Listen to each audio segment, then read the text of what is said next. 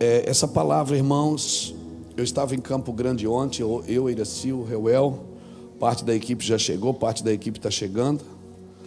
Ministramos ontem à noite em Campo Grande e quando eu terminei de pregar, foi muito forte o que Deus fez. Campo Grande, Mato Grosso do Sul, a gente viveu esses dias. Eu estava em casa, deixa eu contar isso para vocês, porque é muito importante, tem muito a ver com o que eu vou falar. Eu estava em casa alguns meses atrás, o pastor Dinho é um parceiro, Whats, são pessoas do nosso coração, pastores de lá. E há uns 2 meses atrás, esse ano decidi me mover assim, debaixo de uma diretiva de Deus. Liguei para eles e disse: eu sinto que é hora da gente ir no Mato Grosso do Sul.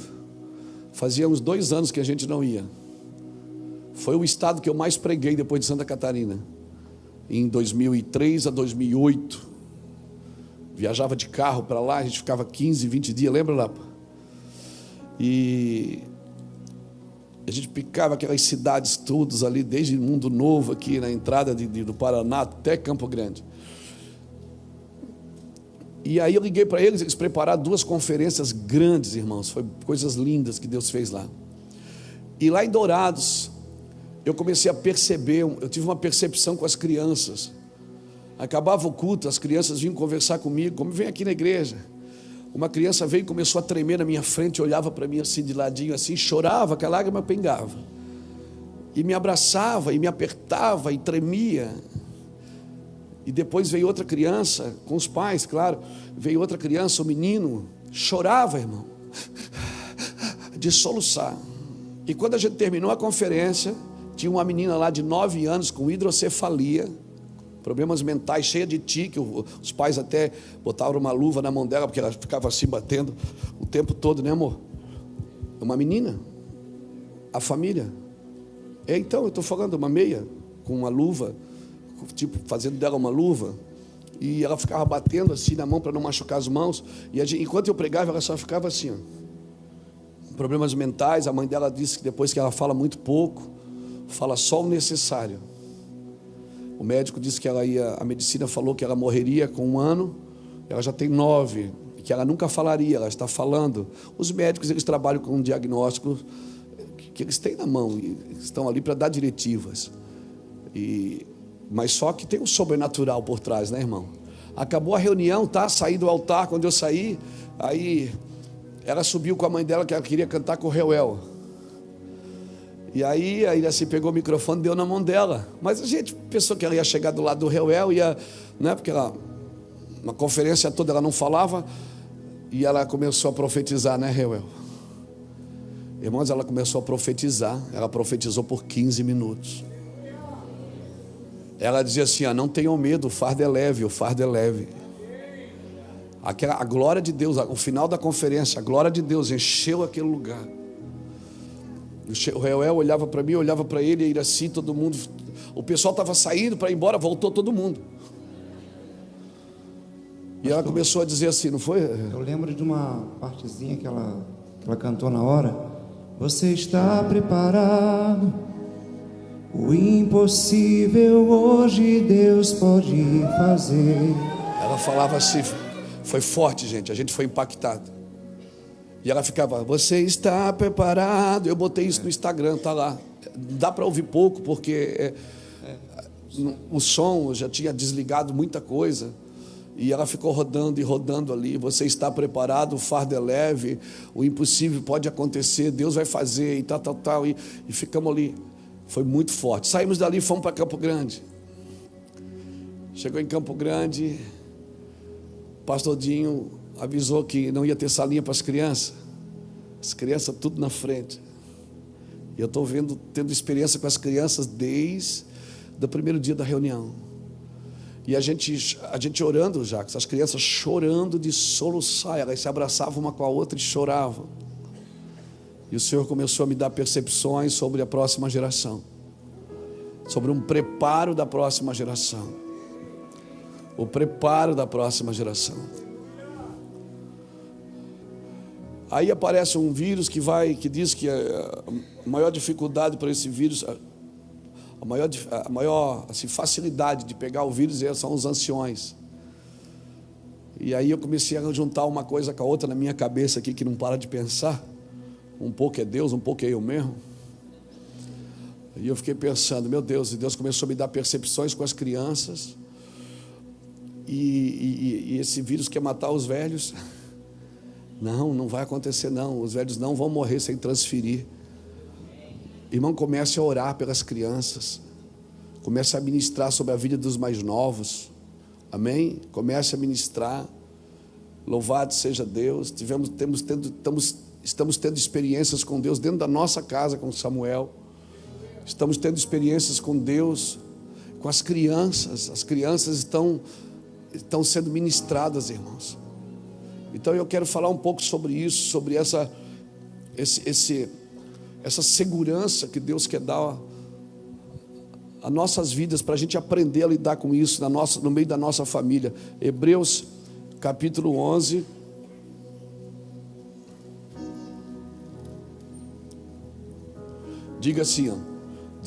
Diz assim, pela fé, Noé, divinamente instruído. Noé fez o quê?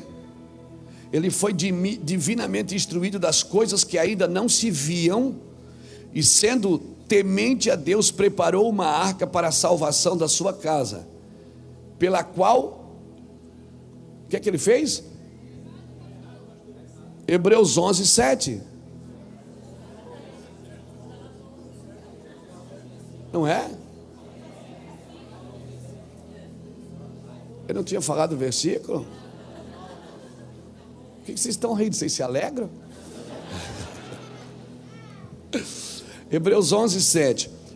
Pela fé, Noé, divinamente instruído, algumas traduções dizem divinamente avisado, das coisas que ainda não se viam, e sendo temente a Deus, preparou uma arca para a salvação da sua casa, pela qual condenou o mundo e tornou-se herdeiro da justiça, que é segundo a fé.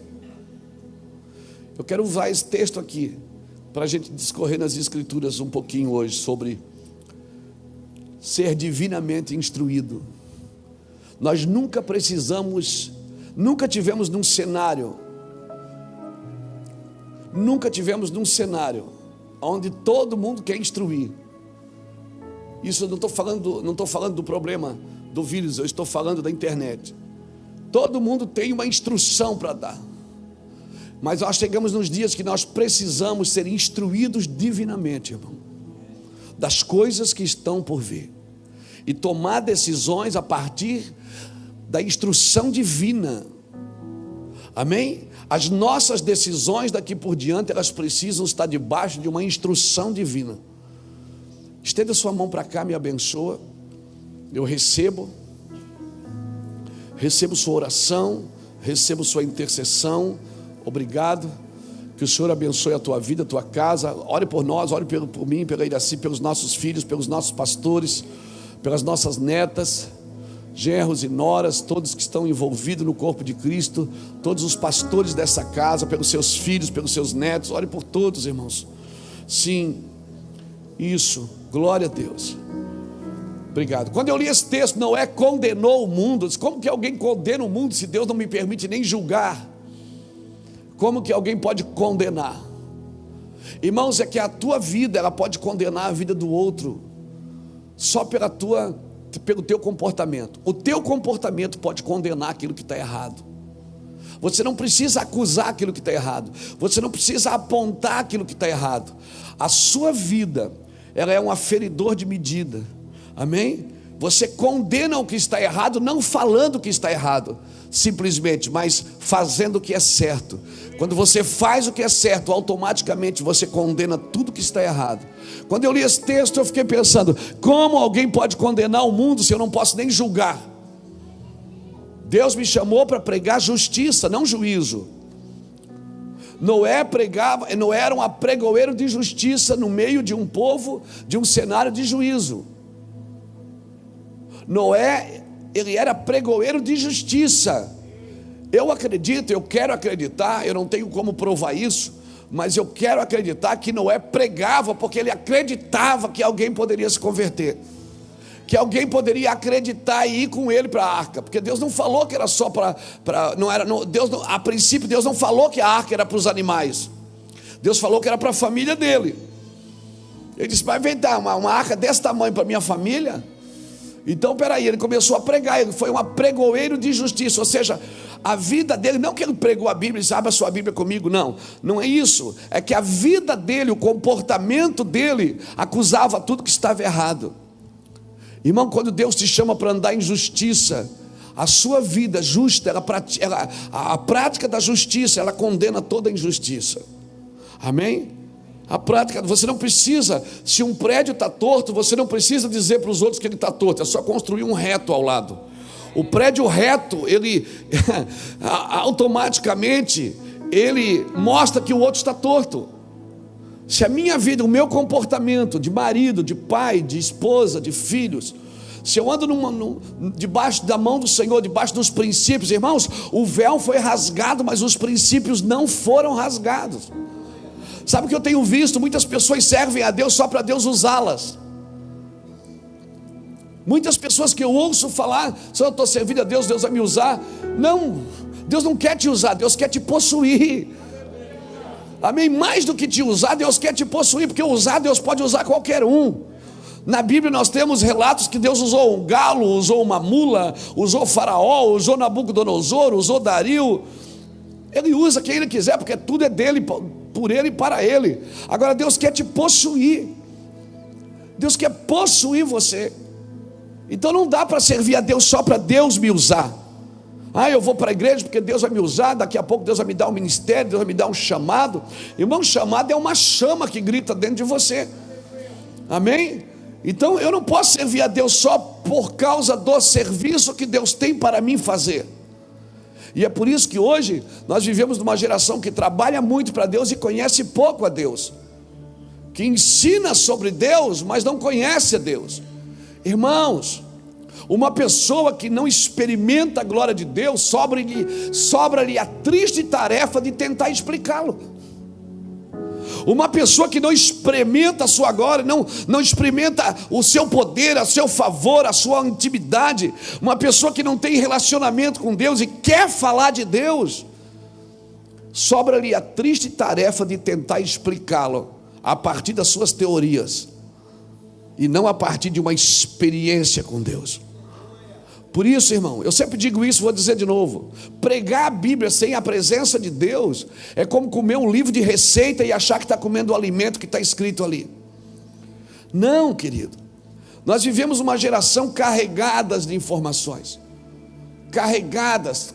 Por conta disso, ninguém sabe se o gel é bom, se o gel é ruim, se lava a mão com sabão neutro, se lava a mão com sabão perfumado. É tanta informação que, irmãos, é tanta informação que as pessoas não sabem mais o que fazer. Às vezes se uma pessoa espirrar aqui agora, sai todo mundo correndo. Por quê? Porque a gente acha que todo espirro agora é vírus. Não, irmão, às vezes é só um espirro mesmo, cara, é ter rinite. Aí o carpete tem rinite. Às vezes é o perfume que você está usando e o cara tem rinite do seu lado aí e está passando mal. E ele está se segurando, ele está dizendo: eu não posso espirrar hoje, meu pai, me ajuda. Se eu espirrar hoje, eu vou ser expulso aqui da igreja. Me ajuda, papai.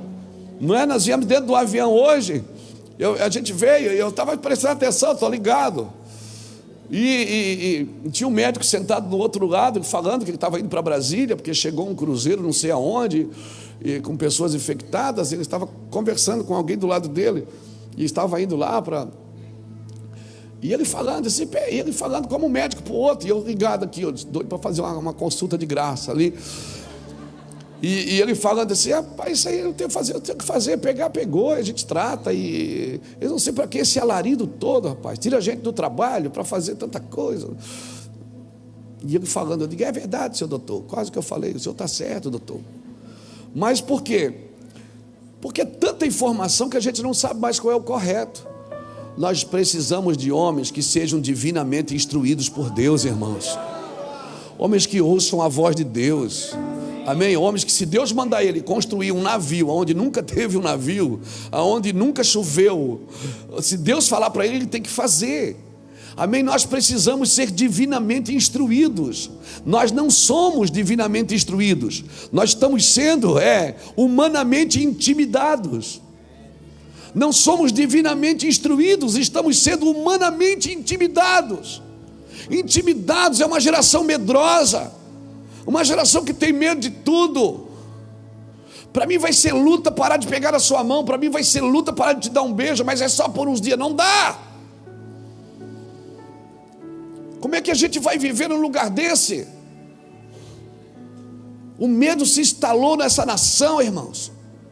O medo se instalou nessa nação. Como que Jesus vai dar um avivamento para uma geração que tem medo? Como? Uma geração avivada, ela tem que ir para nações pregar o evangelho. Hoje é dia 15, né?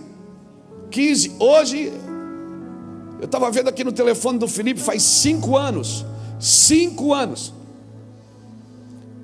que nós tivemos no campo de refugiados em Maratane, isso, lá em Moçambique. Um campo de refugiados com 15 mil pessoas com AIDS. É um campo de refugiados, onde tem a marca da AIDS, assim, nas casas. Que casas, irmão? Nas barracas. Eles passam assim uma tinta amarela e vermelha e fazem um laço assim para dizer, aqui tem AIDS. E quem tem AIDS ganha do governo, era 1 quilo de farinha, se não me engano. Não, 3 quilos de farinha de milho e 2 latas de azeite por mês. E tinha gente que pegava a AIDS para ganhar o alimento.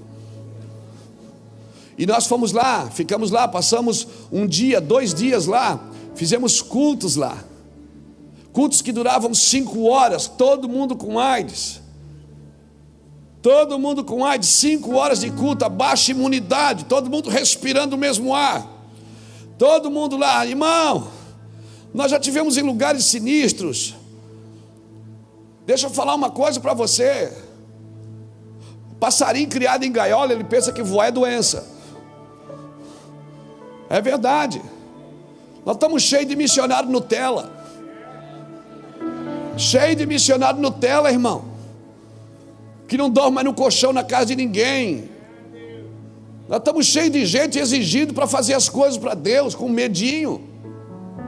Com medinho, vai fazer outra coisa. Você não tem chamado para Deus, não. Você não tem chamado, não. Mas se você pegar e dizer, irmão, morre.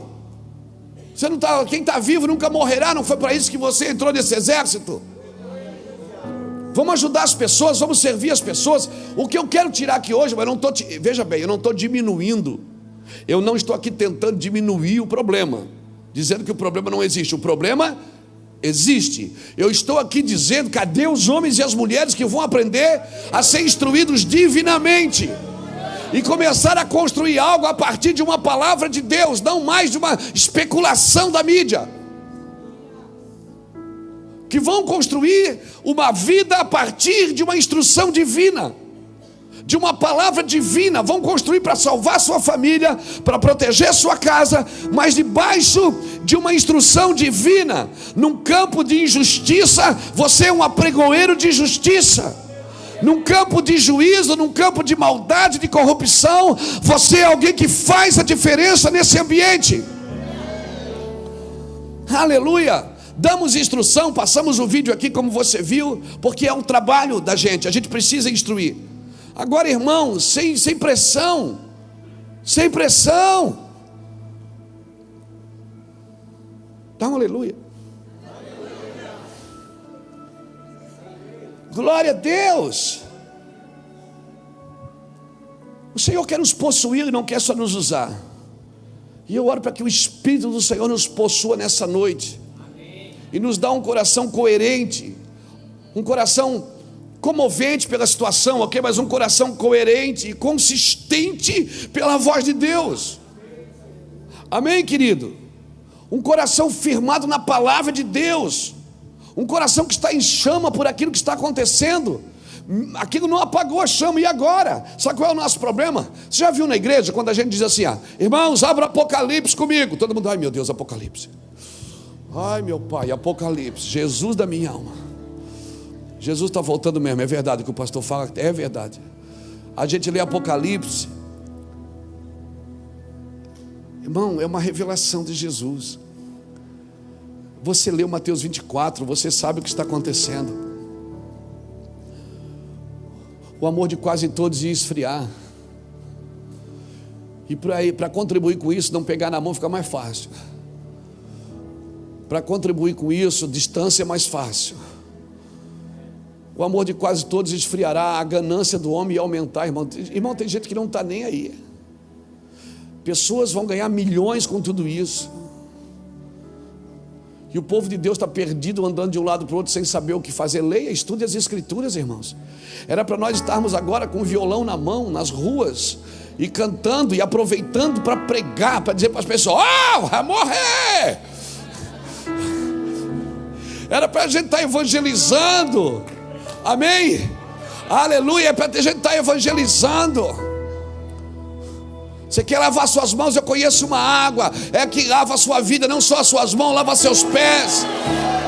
Era para a gente estar aproveitando a situação e evangelizar, ir para as ruas como os jovens fizeram, viu? Parabéns, eu celebrei lá em Campo Grande. Os jovens e adolescentes foram para as ruas, pegaram na mão, pegaram, abraçaram, aleluia, passaram o álcool depois, tudo, tá, vão para cima, vão para cima.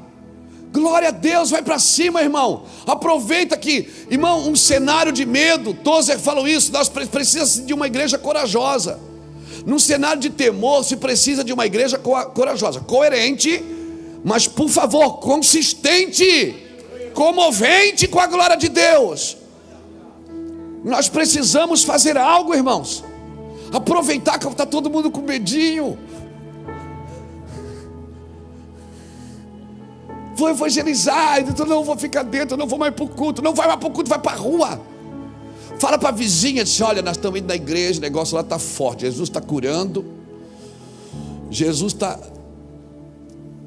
Vai para a rua, aproveita.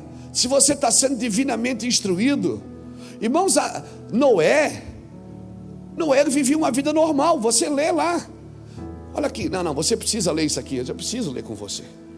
Abra aqui Gênesis.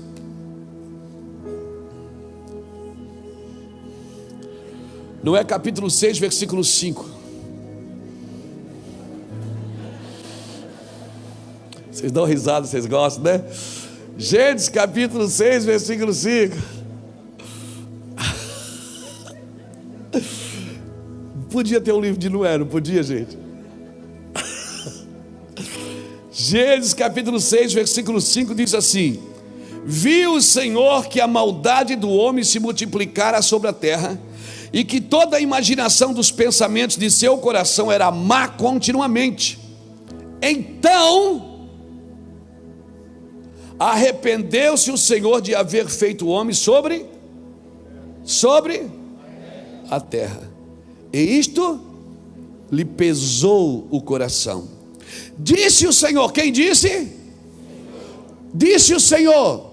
O que é que o Senhor disse? Destruirei de sobre a face da terra o homem que criei, tanto o homem como o animal, os répteis, as aves do céu, pois me arrependo de havê-lo feito. Pronto, sentença dada por Deus. Deus deu uma sentença, acabou, vou matar. Aí ele vira a cabeça assim, olha para o lado, tem um velho, menino, 600 anos, menino brincando de pelica, 600 anos. Ele decretou, irmão, Deus falou, está falado, ele vai fazer.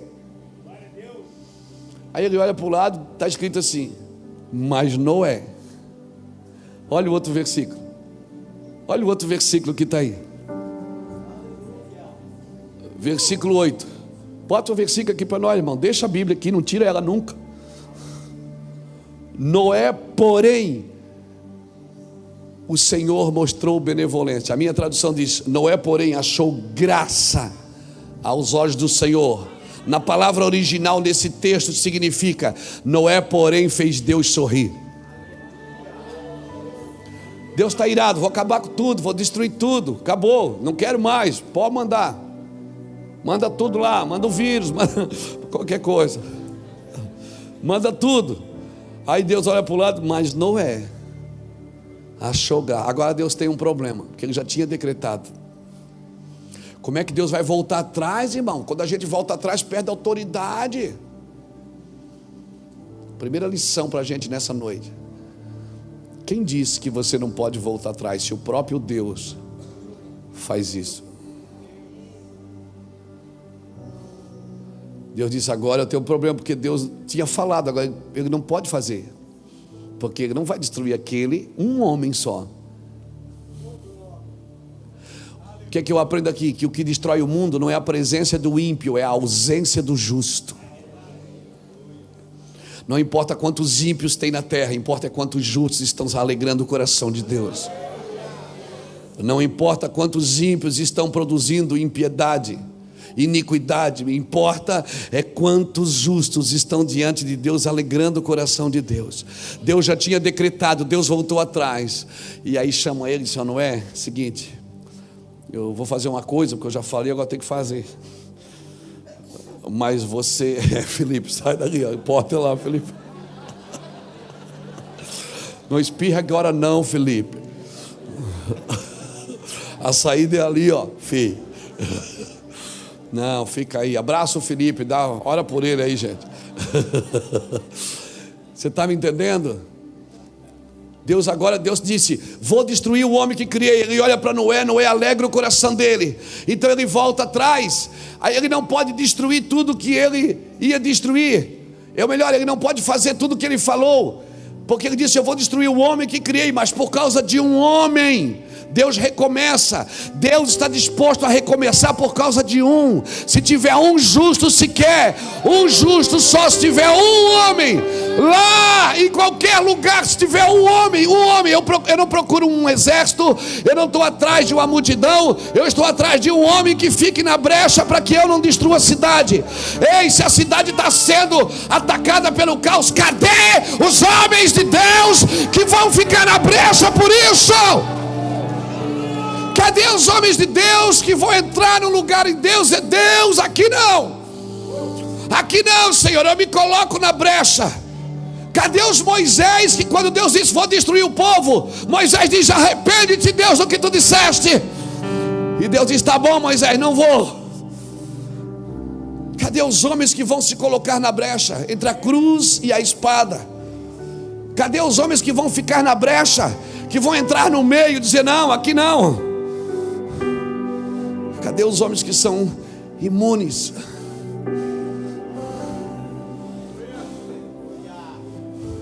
Eu não estou dizendo que você não pode ficar doente, amigo. Eu não estou dizendo que você não pode pegar essa praga. Eu estou dizendo que você não pode ter medo dela. Eu estou dizendo que você não pode recuar. Nem a morte, nem a vida, nem a altura, nem a profundidade, nem o que há, nem o que há de vir. Nada pode nos separar do amor de Deus que está em Cristo Jesus. Porque em todas essas coisas nós somos mais do que vencedores.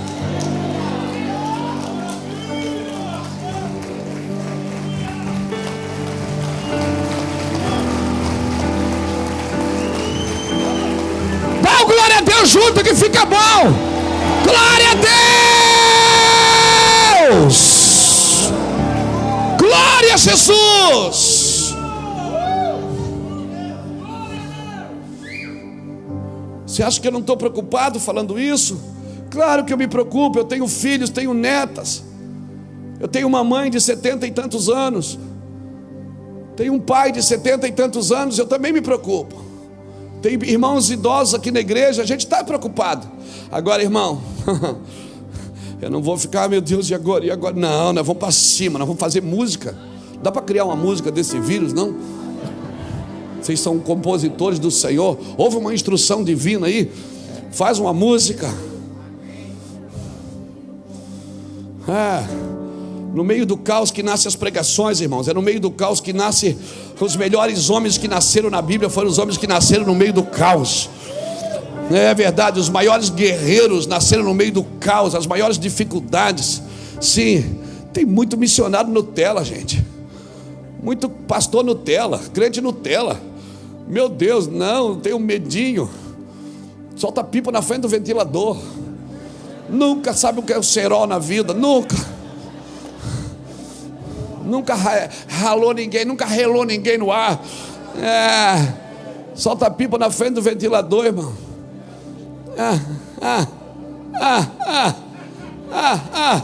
Estás doido? Estás doido, nego? Vamos para cima, meu irmão. Não vamos parar, não. Amém? Irmão, o surfista, olha aqui para mim. O surfista, quando ele chega no mar, o mar está calmo, ele nem entra. Ele nem entra, tem que estar agitado. Quando todo mundo está correndo da praia, dizendo: meu Deus, hoje não dá para tomar banho. Ele diz: aleluia, hoje é o dia. Porque quem vai lá só para pegar sol, tomar banho, não dá. Aquele dia não dá para ele. Está todo mundo indo embora e ele está chegando. E ele diz: cara, o mar estava bom. Você está louco para tomar onda? Aquela ali que é boa. Os surfistas, o mar está calmo, ele nem entra, irmão. Ele nem entra. A gente não pode ver o mar agitado, a gente já fica apavorado. A gente está acostumado, 2 e 2 é 4. Amém? A, B, C, D, E, F, G, H. A gente está tudo arrumadinho, tudo organizadinho. Quando chega uma coisa para atrapalhar, quando chega uma coisa para tirar a gente do comodismo, para tirar a gente do anonimato, para tirar a gente disso que nós chamamos de evangelho. Aleluia. Evangelho é o poder de Deus para a salvação, meu amigo. Evangelho é a glória de Deus. Evangelho gera homens guerreiros, não pedintes. Evangelho gera guerreiros, gera intercessores, não pedintes. Os pedintes estão na fila da benção. Não, é para sair da fila da benção agora, entrar na fila da intercessão, entrar na fila da graça, da glória de Deus.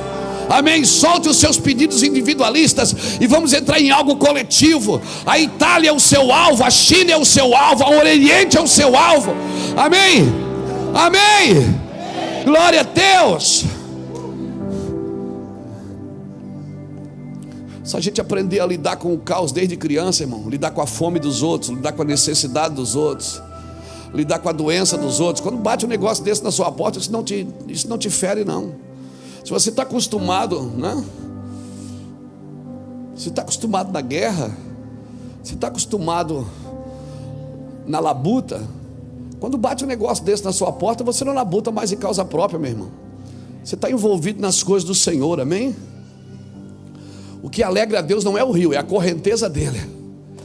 Há um rio cujas correntes alegram a cidade de Deus. O que alegra a Deus não é o rio, não é a lagoa, é a corrente, é o movimento das águas. É quando as águas estão agitadas, estão movimentadas. Então isso é de Deus. Amém, irmãos? Há um rio, Salmo 46, verso 4, diz: há um rio cujas correntes alegram a cidade de Deus. O que alegra não é o rio, é o movimento dele. Quem sabe o Espírito Santo não está restaurando a nossa atenção? Quem sabe? Quem sabe essa faxina nas mãos não me faz lembrar do Salmo 24: quem subirá ao monte do Senhor e quem permanecerá lá? Quem é limpo de mão e puro de coração.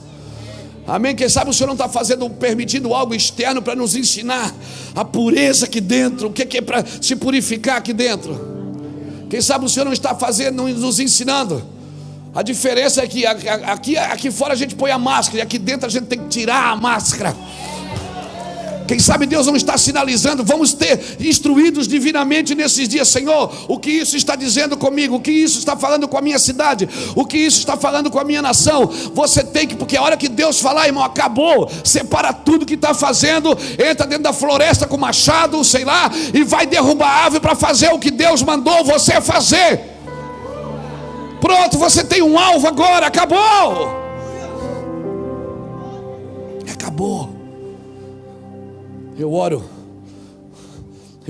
diante de Deus para que homens e mulheres dessa casa, desse ministério, dessa cidade, da igreja de Jesus no Brasil, sejam divinamente instruídos dos próximos dias e comecem a se alegrar, não ter medo, mas se alegrar por aquilo que está por vir. Se alegrar. A mulher, quando está para dar à luz, ela sente fortes dores de parto, mas a Bíblia diz que quando é chegada a sua hora, que nasce o filho, pronto, lá se foi a dor, Lá se foi porque agora ela está segurando um varão. Ei, meu irmão, nós estamos nas primeiras contrações. Nem estourou a bolsa ainda. Descansa, é só as primeiras contrações. É os primeiros movimentos de um corpo que está parindo um filho chamado justiça. O Brasil está gerando um filho chamado justiça, e esse filho está nascendo, e as primeiras contrações nós já começamos a sentir. Você não pode ter medo, você tem que saber que você está parindo. E como disse o pastor Jackson aqui esses dias, e quando você parir, vai sair duas coisas de dentro de você: vai sair um filho e uma placenta. Para onde você vai olhar? O que você vai criar? O que nasceu, ou aquela placenta que não serve para mais nada? Então deixa eu te falar alguma coisa, aproveitar que tem bastante líderes aqui, de várias denominações. Alguns de nós vamos ter que voltar a criar o filho e soltar a placenta, porque o que nos trouxe até aqui não serve para mais. O que nos trouxe até aqui não é mais suficiente para aqueles dias que estão por vir. Os dias que estão por vir, nós vamos entrar em lugares de guerra, irmão. Ei, lugares de guerra, eu vou falar em lugares de guerra. Você pensa que já fez tudo só porque matou um leão e um urso? Ei, meu irmão, o gigante nem apareceu ainda. Você nem está no exército de Deus ainda. Fica tranquilo, a hora que... Ei, o leão e o urso é só o prelúdio daquilo que Deus vai fazer. O leão e o urso é só o prelúdio daquilo que está por vir, daquilo que está por vir na sua vida. Se acalma, meu filho. Descansa.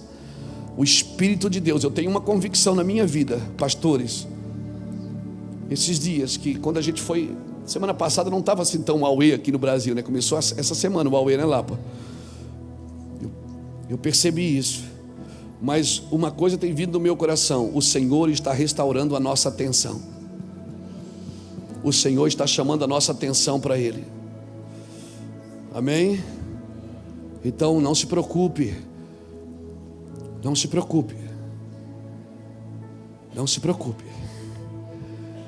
Preste atenção no que o Senhor está tentando demonstrar. Amém? Amém? Não vai mais dar para a gente orar e dizer aquela oração que eu fazia antes, dizer: Senhor, manda fogo para a igreja. Não vai dar, tem que dizer: Senhor, manda fogo para mim. Manda fogo na minha vida, Senhor. Que tem líder que quer fogo na igreja, mas não quer nele. Eu quero fogo, irmão. Eu quero andar em vanguarda. Eu quero estar cheio do Espírito Santo quando as coisas piorarem. Dá um aleluia. Se não dá para dar aleluia, diga ai, aleluia. Mas solte. Você não pode deixar a voz da expectativa de um povo roubar o clamor de Deus dentro do seu coração. Não podemos deixar de ser voz de Deus para o povo para se tornar resposta da expectativa de um povo. Não. Eu recebi inúmeros telefonemas ontem, hoje, antes de ontem. E aí, pastor, você vai fazer culto normal? Gente famosa no Brasil me ligou. Se você vai fazer culto, eu disse: eu vou. Você não tem medo? Eu disse: quem não tem? Mas eu vou para cima. Vamos falar, não tem uma ordem para parar. A ordem não é para parar, mas tem que ser coerente. Eu estou sendo coerente. Aí teve uns que botaram lá na internet: faz culto por causa de dinheiro. É para ter o dízimo e a oferta. Irmãos, hoje entra dízimos e ofertas pelas contas bancárias. 40%, 50% da arrecadação dessa casa entra pela internet. Gente que não sabe o que diz. Eles não param o culto por causa da arrecadação, por causa do dízimo. Os infernautas.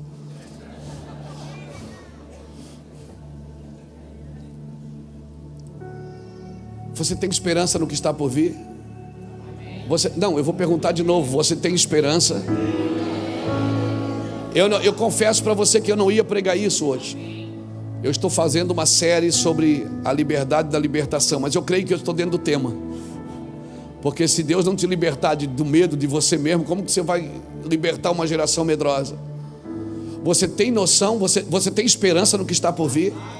Você tem esperança no Brasil? Você tem esperança nessa nação, que Deus, Jesus pode tocar essa nação? Você tem esperança que os seus filhos que estão no colo, que estão lá na salinha, vão ser missionários, vão ser enviados às nações? Você tem esperança que muitos dos seus filhos vão abandonar, seus filhos jovens, adolescentes, vão abandonar coisas que eles sempre sonharam para viver o que Deus tem para eles? Você está preparado para isso? Amém? Você está preparado? Você está preparado para quando o teu filho chegar para você e dizer: pai, eu quero ser médico, mas eu não vou ser médico como o senhor quer da clínica. Eu quero ser médico lá na África, eu quero ser médico lá na Índia.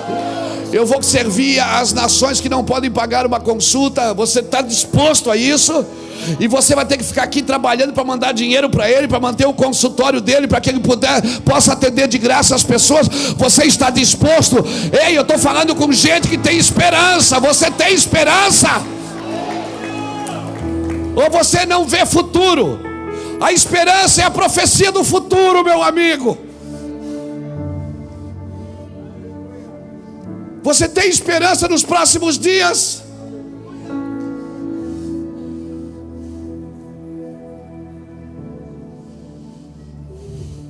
Eu tenho muita. Eu tenho muita esperança. Muita, irmãos. Aqui nessa casa a gente sempre trabalhou pelos próximos dias. Sempre. A gente nunca teve o dinheiro suficiente que precisava. A gente nunca teve a sabedoria suficiente.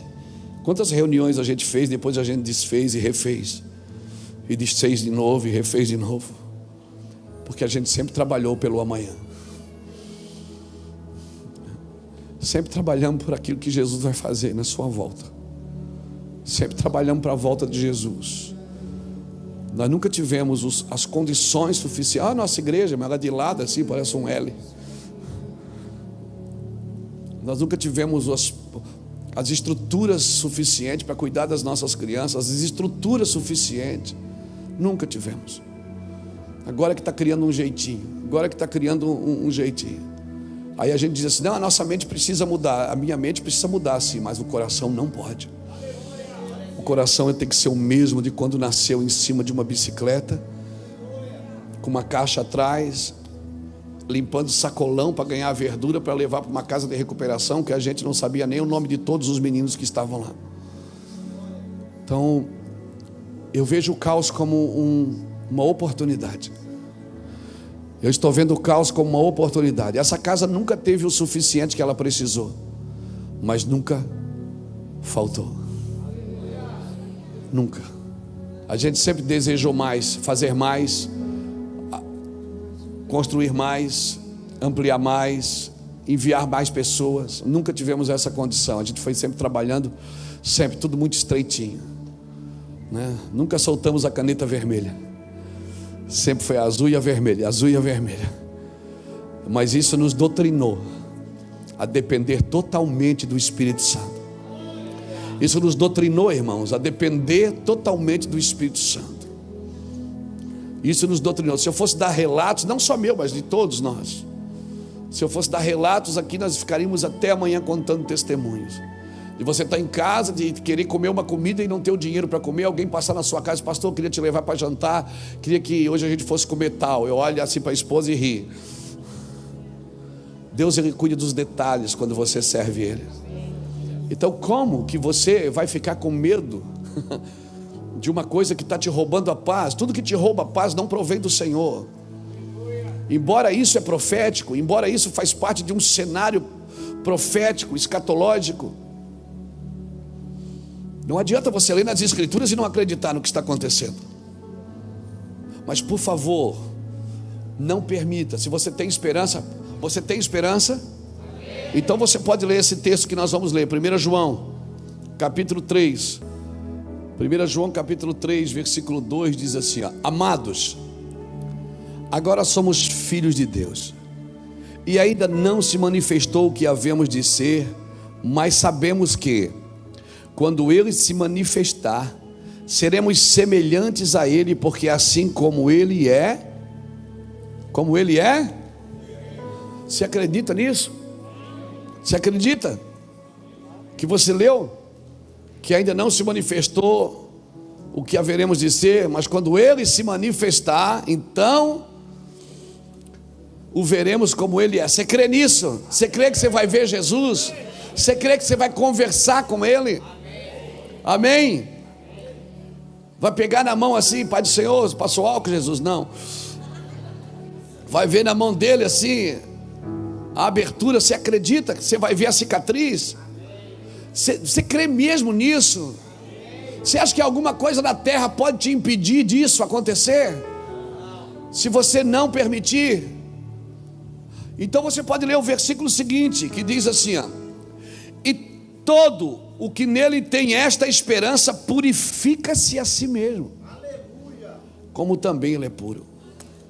Pronto, se eu tenho uma esperança, eu tenho que viver a partir disso. Eu tenho uma palavra sobre aquilo que vai acontecer, divinamente inspirado. Foi Noé. Noé não tinha uma escritura escrita, ele não tinha, ele recebeu uma palavra de Deus. Ele recebeu: Noé, faz isso, nessa medida, desse tamanho, desse comprimento, dessa largura. Noé, faz isso. Pronto, no outro dia Noé começou. E por 100 anos Deus não precisou falar mais. Noé não ia no culto toda semana para Deus confirmar. Noé não ligou para nenhum profeta e disse: irmão, libera uma palavra de vitória para mim. Não, ele simplesmente creu. E por 100 anos ele obedeceu. Ele simplesmente creu, ele obedeceu, ele temeu a Deus. Você teme a Deus? Sabe quando é que o temor de Deus é latente na sua vida? Quando você crê no que Ele diz e vive a partir disso. Isso é manifestação de temor, a obediência. Noé, ele obedeceu, ele foi construir algo que Deus mandou. Ele foi divinamente inspirado. Ele vivia num cenário que o próprio Deus rejeitou. O próprio Deus disse: eu vou destruir tudo aqui, acabou. Mas Noé achou graça, e a partir de Noé Deus recomeçou. Então você acha que o maior trabalho de Noé foi construir a arca? Não, foi reconstruir o mundo. Porque um dia ele saiu da arca e ele teve que reconstruir o mundo. Você acha que o nosso maior trabalho é construir o Ministério Mevan? Quadrangular? Batista? Esse não é o nosso maior trabalho. Você acha que o nosso maior trabalho é fazer uma base missionária? Não, irmãos. Isso são estruturas que elas vivem, elas estão nascendo para servir o propósito. O maior trabalho de Noé não foi construir uma arca, foi reconstruir o mundo depois que saiu da arca. O seu trabalho não tem a ver só com o seu umbigo, só com a sua casa. A casa de Noé foi salva por quê? Por quê? Por que a casa de Noé foi salva? Porque ele creu, ele obedeceu. Então a partir dele Deus salvou a sua casa.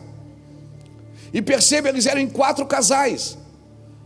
Noé, a esposa, 3 filhos e a esposa. E por 100 anos não nasceu uma criança naquele lugar. A Bíblia diz que depois que eles saíram da arca, Deus lhe deu filhos e filhas. Porque enquanto eles estavam construindo a arca, não nasceu criança. Noé não tinha neto. Ah, mas as crianças não contavam. Então não contavam as mulheres também.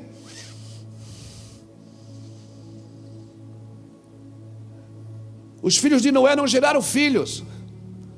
Por 100 anos trabalhando com o pai numa obra, eles não geraram filhos. Deus não permitiu que ninguém gerasse em causa própria, porque quando você está trabalhando em algo coletivo, Deus não permite você gerar em causa própria. Então a igreja brasileira precisa entender que nós estamos gerando em causa coletiva, não é em causa própria. Eu não estou fazendo culto aqui para dizer assim: o Mevan vai fazer culto. Não, nós estamos gerando em algo coletivo, estamos aqui em algo coletivo. Por isso eu fiz questão de apresentar gente do Brasil inteiro aqui orando e buscando a Deus por uma causa coletiva.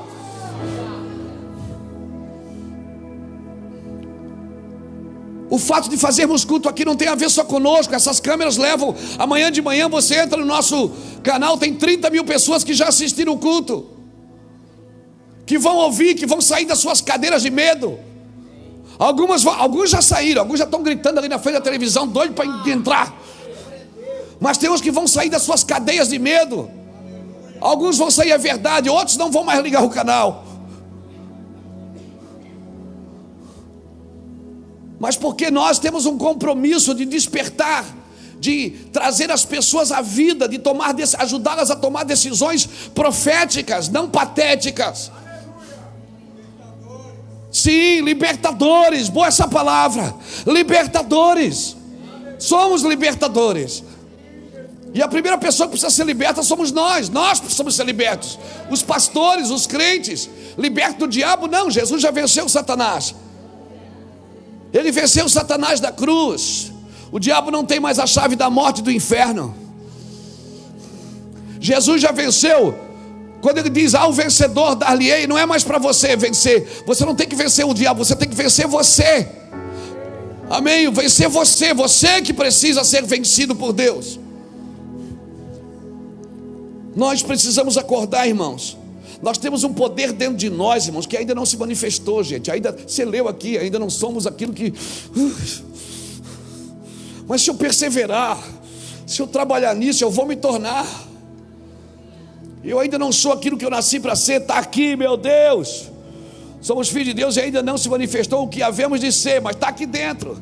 Já sou filho, mas ainda não se manifestou o que vamos ser. Ainda não se manifestou, irmão. Existe um poder dentro da gente, eu quero chamar isso de latência. Existe uma latência dentro da gente, que está escondida aí dentro de você, pronto para se manifestar. Mas como se ela vai se manifestar? Se ela está bloqueada por uma mente medrosa, que foi intimidada. Irmãos, quando Jezabel quis matar Elias, ela mandou um assassino? Não, ela mandou um mensageiro. Se ela queria matar Elias, por que não mandou um cara com um arco e flecha de longe, matava ele e pronto, acabou? Ela não mandou um assassino, ela mandou um mensageiro. Quando o mensageiro falou só, Jezabel vai te matar, ela disse que amanhã por essa hora, tudo que você fez aos profetas, ela causou intimidação nele. Ele saiu do deserto para salvar a sua vida. Você está me entendendo? Tem uma nuvem de intimidação, inclusive gospel. Inclusive gospel. Uma nuvem de intimidação, e chamo isso de responsabilidade. E nós que acreditamos somos irresponsáveis então.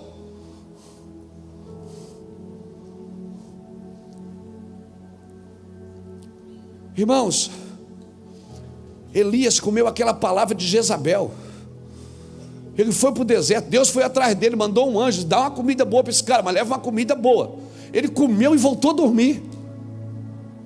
Olha que estado depressivo que Elias estava.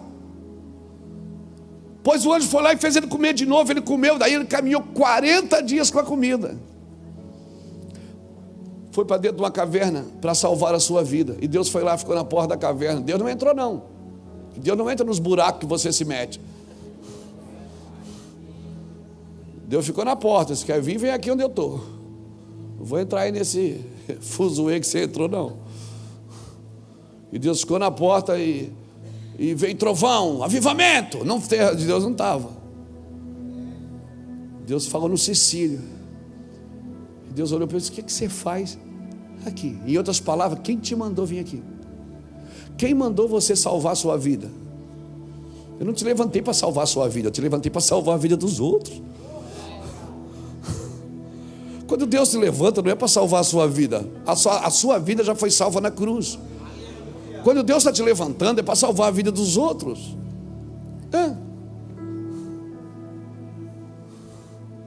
O que tu faz aqui? Porque tem um monte de gente aí, ó.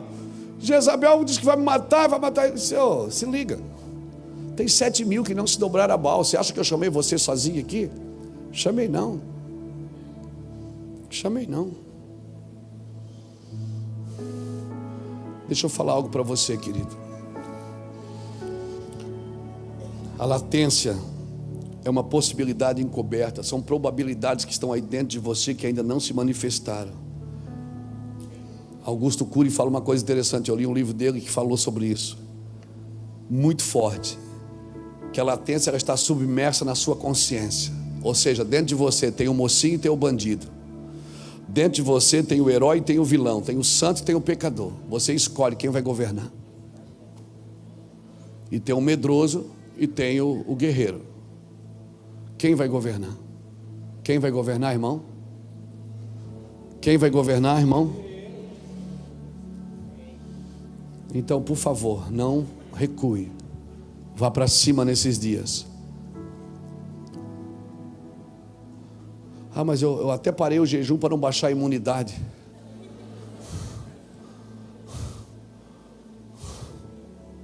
Vamos para cima, irmão.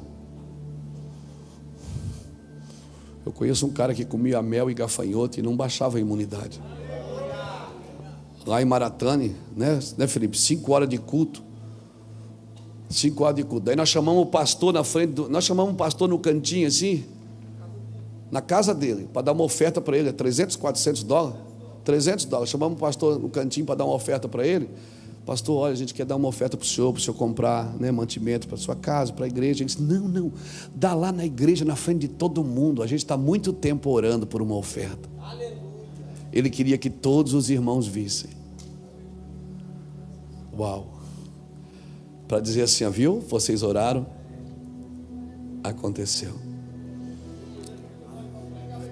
Depois ele convidou nós para pregar, né? 5 horas de culto. Irmão, eu não vou me alongar não, vou terminar aqui. Eu acho que você já foi despertado.